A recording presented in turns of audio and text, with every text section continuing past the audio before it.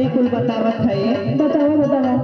हो के मारद बनेला जननिया, हो के मारद बनेला जननिया, हमके मिलल बलमुआ नचनिया।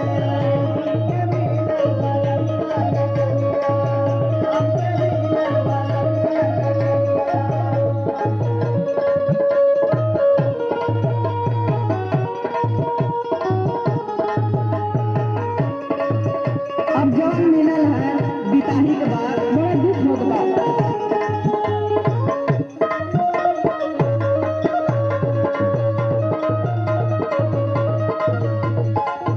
तू तो इतने सुनत हो बहने, उनकर लीला सुनावत है। सुना।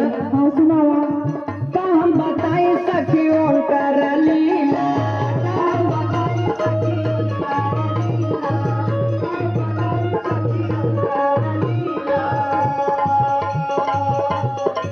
पेन्ही के चोली हमर कई देहने ढीला,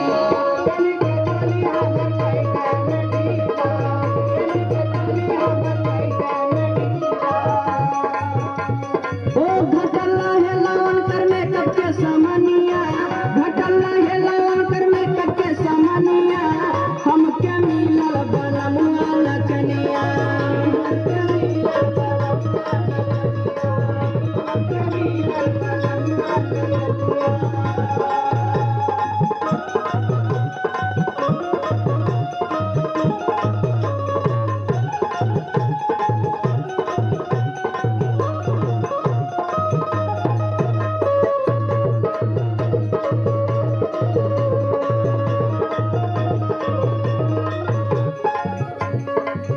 दिन तो कैसो बिताई लेला बहने, लेकिन सुना। कैसे सहत अभी हो?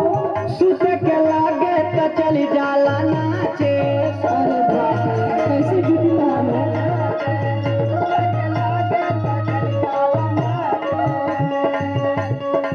सजिया पे रात भर रही लाऊ पुआ से,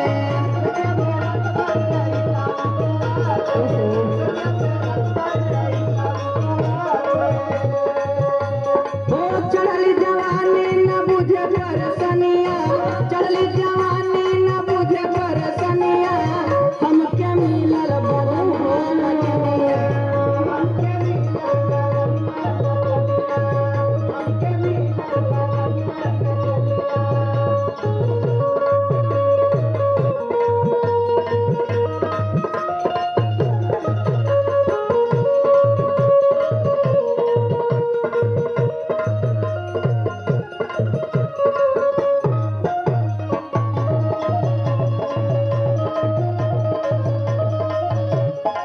जीजा जी तो एकदम मिचमिचवा बड़ा हो।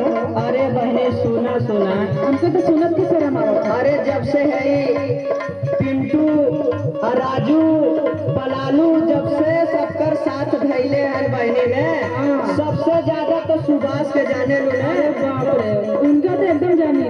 अरे बेंजू वाले हो। हाँ हो, उनके देखले ही। सुना बतावत है बहने। अरे बतावा। जब से धैले बा पिंटू के साथ हो,